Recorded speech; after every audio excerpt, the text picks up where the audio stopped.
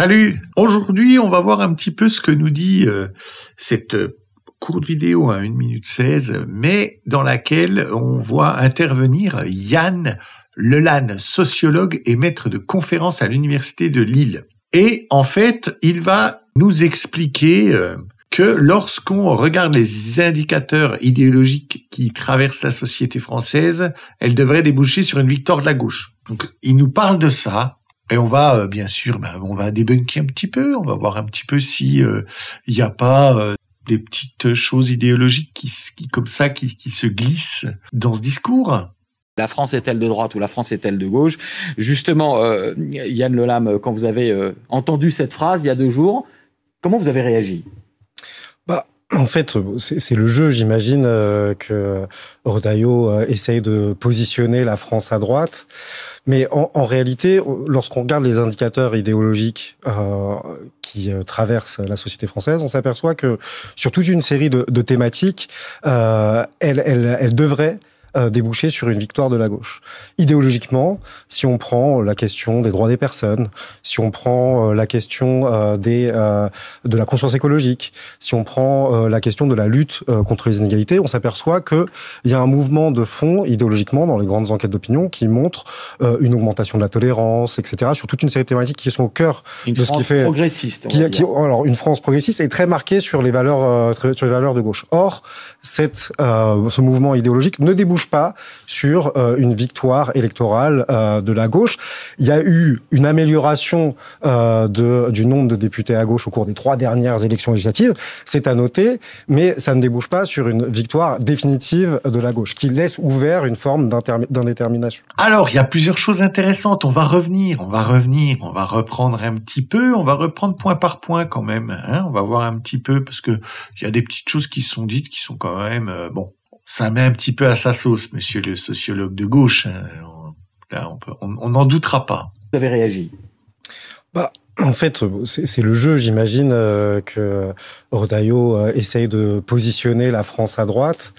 Alors, Retailleau essaye de positionner la France à droite. Donc, non. Retailleau n'essaye pas de positionner la France à droite. Retailleau essaye de se faire élire président. Et donc, vu qu'il veut s'imposer un petit peu comme le candidat aux prochaines élections présidentielles, le candidat un petit peu je pense qu'il se verrait bien comme le nouveau Macron, c'est-à-dire celui qui va réussir à rassembler un petit peu tous les centristes et surtout les personnes âgées, comme d'habitude pour se faire élire comme l'a été 2 fois Macron, plus au 2e tour, la trahison de la gauche. Donc, quand il nous dit qu'en fait, Retailleau essaye de positionner la France à droite, là encore, c'est typiquement une phrase de gauchiste, en fait. C'est typiquement une phrase de quelqu'un qui veut imposer quelque chose qui serait de l'ordre de la manipulation, comme quoi la France, Retailleau serait l'homme providence de droite, qui essaye de pousser à droite cette France, et que si la France part à droite, presque ce serait la faute à Retailleau, en fait. Non. La chose qui est en général est constante en politique, c'est que les hommes politiques s'adaptent aux gens.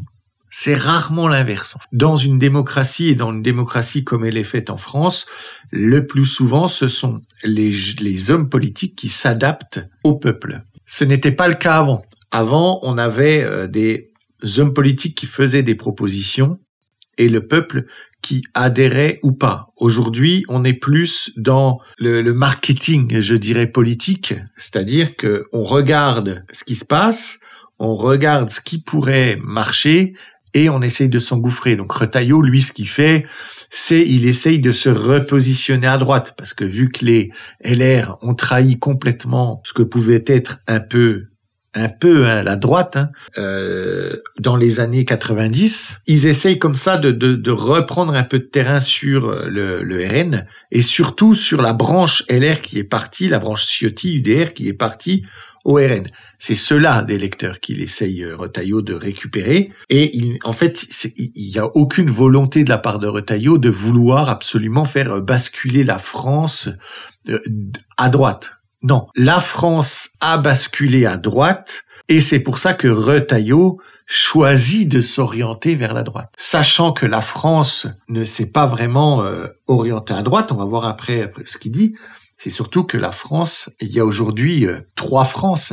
Il y a la France immigrationniste, donc et là-dedans je mets les jeunes qui sont pro-LFI, je mets toute cette tranche-là, c'est-à-dire ces gens qui se revendiquent de gauche, woke, progressistes, internationalistes, qui refusent les nations parce que pour eux ça amène au nationalisme. On a la deuxième branche principale sur les 3 qui sont les retraités, donc eux qui sont issus justement toujours dans de cette alternance droite-gauche qu'on a eue dans les années 80, 90 et début 2000. Et on se retrouve avec la 3e tranche qui sont les gens plutôt anti-immigration, autochtones, culturellement attachés à certaines valeurs de la France, qui sont pour la plupart ouvriers, les gens qui bossent, et qui, eux, souhaitent du changement par rapport à ça. Donc en fait, l'équilibre, il est vite vu. On a les vieux et la tranche qui, eux, veulent surtout pas de vagues, et qui ont peur de tout ce qui pourrait aller un peu plus loin que du centrisme. On a les extrémistes plutôt de gauche libérale, c'est ça, c'est ce qu'on pourrait appeler aujourd'hui du communisme libéral. C'est un peu du communisme à la chinoise, c'est-à-dire c'est une base communiste dans le sens de l'interdiction de l'opposition, c'est-à-dire dans le sens autoritaire par rapport aux idées et à la liberté d'expression, mais par contre très ouverte à l'international et ce genre de choses. Même si les Chinois sont pour le coup une branche communiste quand même nationaliste, que nous on ne peut plus avoir. C'est ce qui différencie le plus le communisme à la chinoise du communisme à la française. Et on a les gens qui sont et on a les gens qui sont du RN, qui ont fait le choix de se protéger de choses qu'ils ne veulent plus, qu'ils ne veulent pas, parce que ça va trop loin. Et on a donc ces 3 affrontements qui sont en fait 3 groupes qui sont, qu'on le veuille ou non, de gauche. Suite à l'histoire de la France et au matraquage qu'on a subi, on est complètement enfermé dans ces politiques de gauche. Donc quand il dit que le pays bascule à droite, il bascule à droite sur des sujets de sécurité, d'immigration, parce qu'en fait, ça touche principalement à la sécurité et les gens ont peur. Les gens ont peur, n'ont pas peur de l'autre. Ils ont peur pour leur propre sécurité, surtout pour la sécurité de leurs enfants et l'avenir de nos enfants. C'est d'ailleurs la grosse différence qu'il y a entre les 2 blocs, plutôt LFI-NUPES et plutôt RN.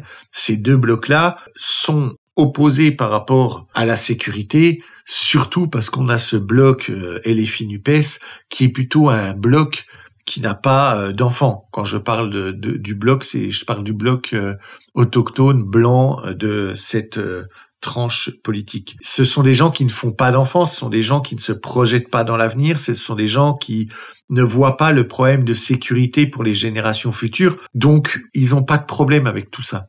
Souvent, ils vivent dans des quartiers où ils ne sont pas confrontés à ces difficultés liées à l'insécurité. Ce sont souvent là une tranche, je dirais, bobo, bourgeoise quand même, qui gagne, si je compte des couples, qui gagnent, je dirais, entre 5 000 et 7 000 euros à 2.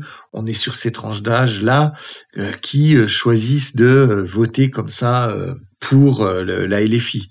Donc on a quand même cette opposition qui est très forte. Et c'est quand même, parce que les gens qui votent au RN, ce sont à la base les ouvriers qui votaient avant pour la gauche. Donc non, on ne peut pas vraiment dire que la France a fait un pas vers la droite. Et en tout cas, ce n'est pas Retailleau qui crée ça. Ce serait lui donner bien trop d'importance et bien trop d'intelligence. Mais en réalité, lorsqu'on regarde les indicateurs idéologiques qui traversent la société française, on s'aperçoit que sur toute une série de thématiques, elle devrait déboucher sur une victoire de la gauche. Idéologiquement, si on prend la question des droits des personnes, si on prend la question de la conscience écologique, si on prend la question de la lutte contre les inégalités, on s'aperçoit que Bon, je vais reprendre les 3 points parce que là, ce qu'il nous dit, c'est n'importe quoi. Donc, pour lui, ça, c'est ce qui devrait faire que la gauche gagne. Idéologiquement, si on prend la question des droits des personnes. Voilà, le droit des personnes. Déjà, ça n'est absolument pas quelque chose qui est de gauche. C'est ce que la gauche veut nous faire croire. C'est là qu'on voit que cette personne est de gauche. De toute façon, il y a qu'à regarder l'écran. On voit bien que il n'a pas une tête à être autre chose que d'être de gauche. Mais le droit des personnes, ça n'est en rien quelque chose qui est lié à la gauche. Le droit des personnes, c'est quelque chose qui est lié à la loi. Ça n'a pas de parti politique. Ce n'est pas de droite ou de gauche. Prenez n'importe qui est à droite, que ce soit un homme politique ou quelqu'un qui serait un électeur. Tout le monde serait d'accord pour dire que le droit des personnes, c'est quelque chose d'important, c'est quelque chose qu'il faut savoir garder et protéger. La seule différence qu'il y a, c'est que lui, quand il parle de droit des personnes, il parle du droit des personnes à l'international. Alors que le bloc, plutôt RN, parle du droit des personnes français. C'est la grosse différence. C'est là que quand il parle, oui, que c'est plus de gauche, mais c'est plus de gauche dans son microcosme à lui, dans son univers de gaucho-bobo, en fait. Ça n'a rien à voir avec être de gauche ou de droite, de vouloir le droit des personnes. Et ça, c'est un discours que le RN a pris. Et ça, c'est quelque chose que des gens vont lui reprocher en disant « Oh, regardez, il devient de gauche parce que il va aller sur ce genre de thème. » Alors que non, c'est juste que ces thèmes-là se sont fait accaparer par la gauche, mais ce ne sont pas des thèmes de gauche, en fait. Le droit des personnes, à aucun moment, c'est quelque chose que la droite veut remettre en cause. Par contre, elle va remettre en cause à partir du moment où on parle du droit des personnes étrangers d'autres pays, ce qui ne concerne pas la France, en fait. Le droit des personnes en France et pour la politique française doit concerner le droit des Français, le droit des personnes qui sont français. Si on prend la question de la conscience écologique. Pareil. Conscience écologique. Et là, il nous fait croire que l'écologie, c'est quelque chose de gauche. C'est pas parce que certains communistes ont décidé de surfer sur la vague écolo pour se faire élire. On l'a vu dans plusieurs villes. D'ailleurs, on voit ce que ça donne. C'est un massacre. Les villes s'appauvrissent, les magasins ferment. Elles sont impraticables car toujours en travaux.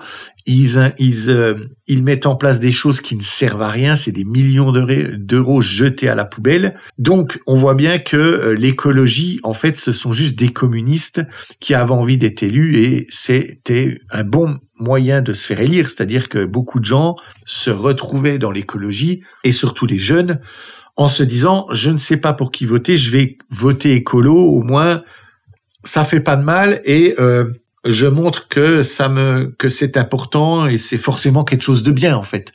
Quand vous êtes un parti écologiste, on a envie de dire oui c'est forcément bien en fait de vouloir un petit peu protéger la planète, notre environnement, voilà, c'est forcément bien.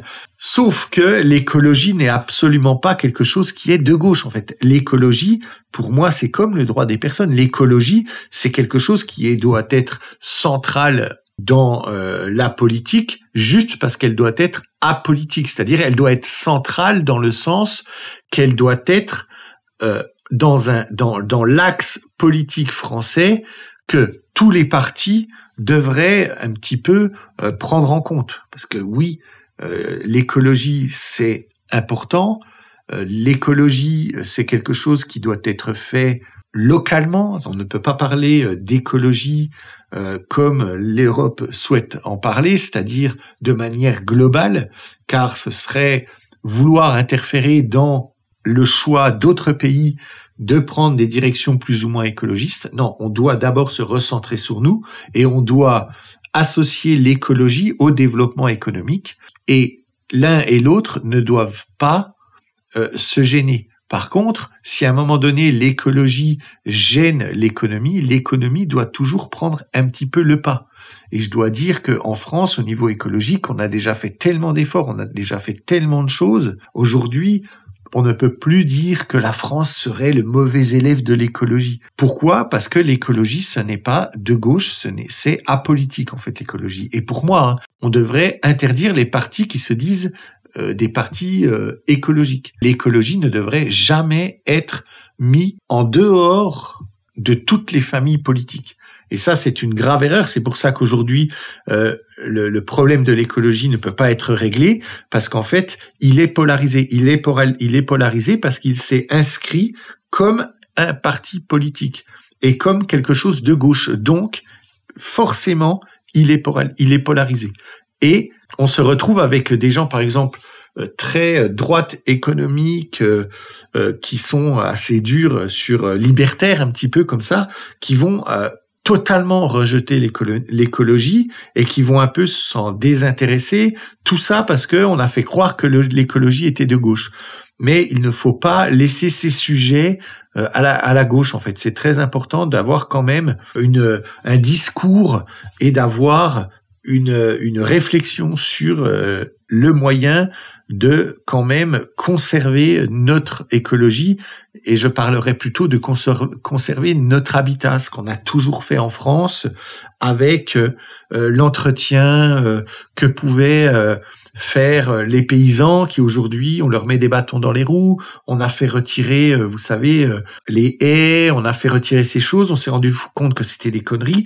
Pourquoi ces haies ont toujours existé ? Parce que les gens qui travaillaient la terre, l'être humain a des milliers et des milliers et des milliers d'années d'expérience du travail de la terre. Comment aujourd'hui on aurait pu penser qu'on va être meilleur que ces milliers d'années d'expérience ? Mais bon, voilà, je m'égare un peu sur l'écologie parce que je trouve que ce sujet est quand même important, mais il ne doit pas être pris comme il est pris aujourd'hui. C'est du blabla, c'est du n'importe quoi. J'en ai déjà parlé, mais quand on voit l'Inde n'en a rien à foutre en fait. Ils vont cramer du CO2 à gogo parce qu'ils savent que c'est ce qui va protéger leur population du dessin infantile et de ce genre de choses. Donc, à aucun moment l'écologie ne doit être considérée comme de gauche, car elle ne l'est pas. Elle concerne tout le monde. Si on prend la question de la lutte contre les inégalités, on s'aperçoit... Voilà, là, la question de la lutte contre les inégalités, ça aussi, c'est un sujet qui se veut de gauche, parce que j'en parle souvent dans mes vidéos, de l'opposition entre la gauche et la droite, c'est-à-dire l'égalité et la liberté. Donc, c'est normal que lui pense que l'égalité, c'est quelque chose de gauche, mais au final, c'est quand on essaye d'imposer l'égalité que c'est quelque chose de gauche. Mais c'est pareil, l'égalité, c'est pas quelque chose de gauche, c'est un mot fort, c'est pareil, c'est pour polariser, c'est-à-dire que si vous n'êtes pas pour la gauche, vous n'êtes pas pour l'égalité. Alors que la seule vraie égalité, là, j'en reviens aussi à ma vidéo que j'ai fait sur Blast avec le mérite, l'égalité, c'est ça en fait, c'est laisser la liberté aux gens de faire ce qu'ils veulent pour arriver là où ils ont envie d'aller en fait. Aujourd'hui, on a des gens qui aiment gagner de l'argent. En fait, c'est pas grave qu'il y ait des gens qui aiment gagner de l'argent. C'est pas grave qu'il y ait des gens qui ont envie d'avoir 10 millions sur le compte parce que pour eux c'est une réussite, parce que pour eux, voilà. C'est pas grave en fait qu'on ait des gens comme ça. Et au contraire, c'est quand même au final des gens comme ça qui ont tiré l'économie vers le haut. Ce sont des gens comme ça qui, une fois que ils avaient assez d'argent, ils ont pu mettre l'argent dans autre chose que de la production.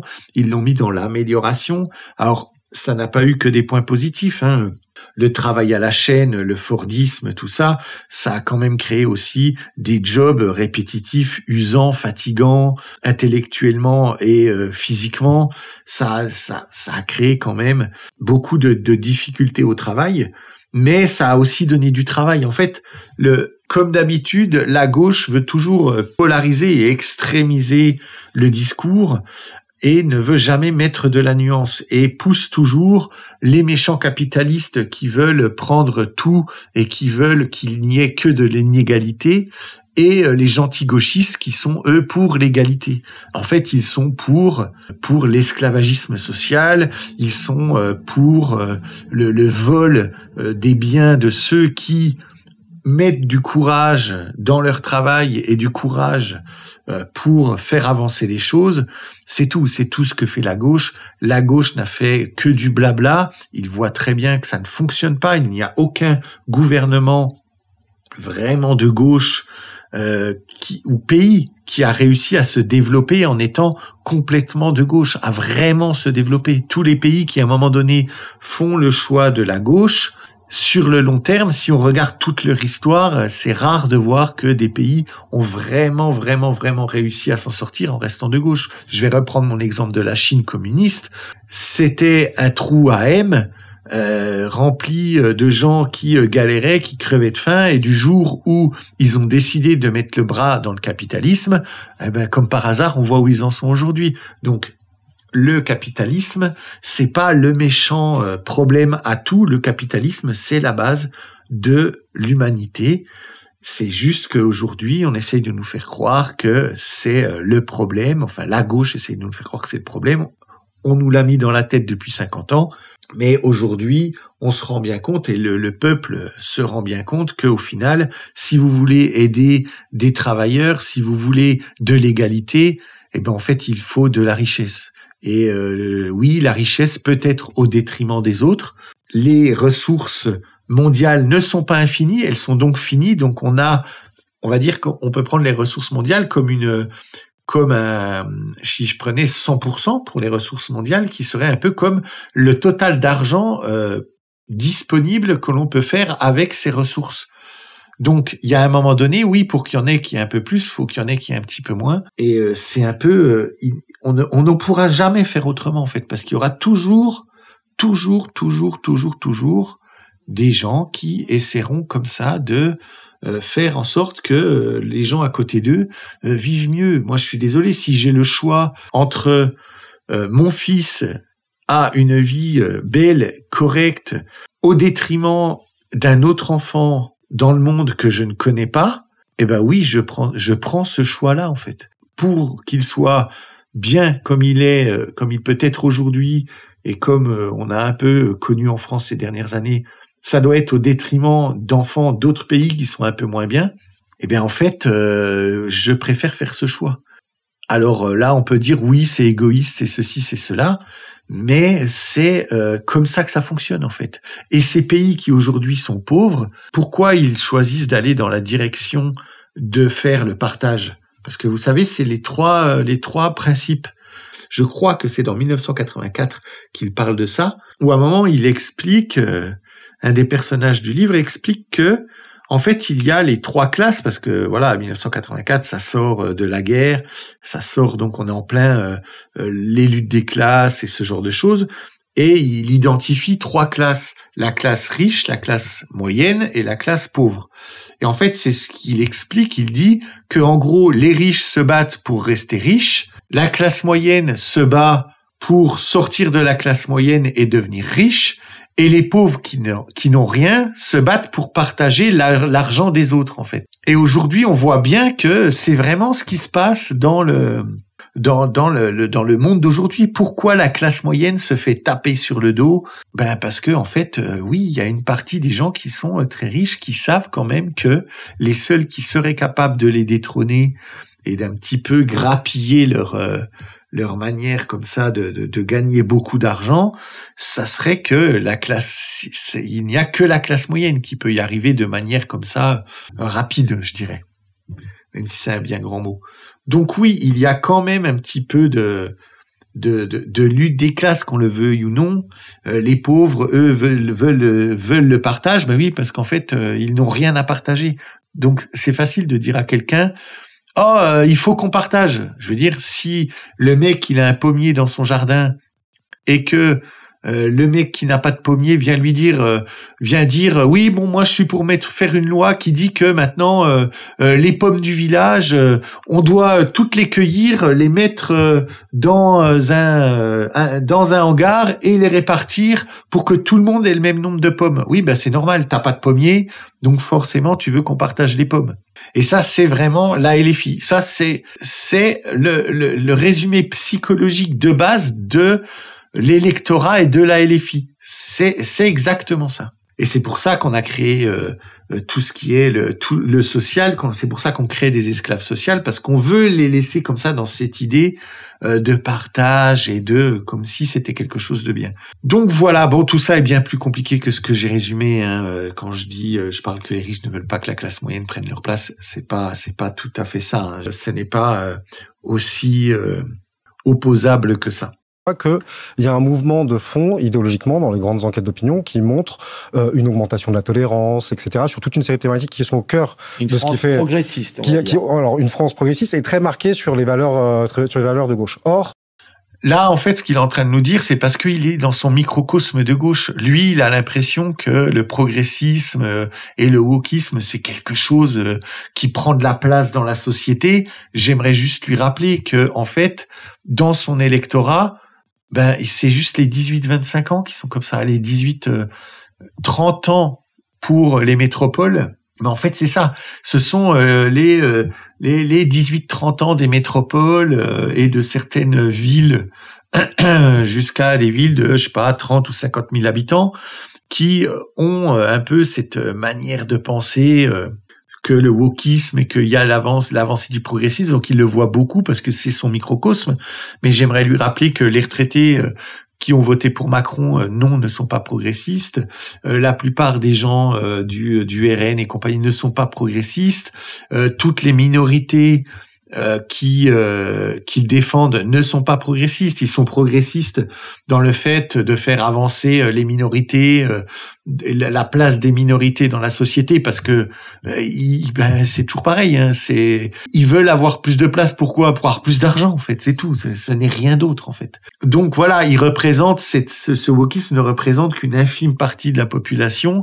Mais on essaye de nous faire croire que c'est quelque chose, que c'est un mouvement, que c'est quelque chose qui avance. Non, c'est juste que les jeunes sont beaucoup sur les réseaux sociaux et que du coup, ça fait beaucoup de bruit. Mais ça reste une minorité. Non, les gens ne sont pas progressistes, les gens ne sont pas woke. Voilà, et après, je crois que c'est que du blabla. Ce mouvement idéologique ne débouche pas sur une victoire électorale de la gauche. Voilà pourquoi ça ne débouche pas sur une victoire électorale de la gauche, parce que ça n'est pas la gauche, en fait. Tout ce qui vient de nous citer, pour la plupart des choses, ça n'est pas la gauche. La seule chose qui serait la gauche, c'est le wokisme. Eh ben, on voit bien que du coup, ils arrivent pas à faire élire la gauche. Pourquoi? Parce que ce n'est que le wokisme. Et que les gens, en fait, c'est une infime partie de la population, point, en fait. Et il devrait en tirer ses conclusions, il devrait se dire, c'est parce qu'en fait, notre idéologie n'est pas si forte qu'on le pense, il doit y avoir quelque chose qui ne va pas dans notre perception de cette idéologie. Oui, il y a quelque chose qui ne va pas. Vous vous en êtes sortis jusqu'à maintenant parce que tous les médias étaient derrière vous et que tous les médias ont poussé la gauche, la moraline, l'égalité, on est les gentils, on est les trucs, donc forcément on opposait les gentils contre les méchants, donc les gens ont voté à gauche, mais maintenant qu'on a d'autres médias alternatifs, des influenceurs de droite qui viennent un petit peu montrer un autre chemin et expliquer que ce n'est pas juste les méchants et les gentils, mais on se rend compte que ça ne marche plus, que la sauce ne prend plus. Et en plus de ça, on a Hollande qui a fini la gauche une bonne fois pour toutes. Il l'a achevé. Donc, monsieur Yann Lelanne, vous vivez dans votre petit monde qui n'existe pas, vous vivez dans votre petit monde bobo gauchiste, et la réalité est difficile à accepter, mais c'est comme ça. Likez la vidéo, abonnez-vous, dites-moi en commentaire ce que vous pensez de toute cette réflexion, partagez, et je vous dis à tout bientôt, des becs.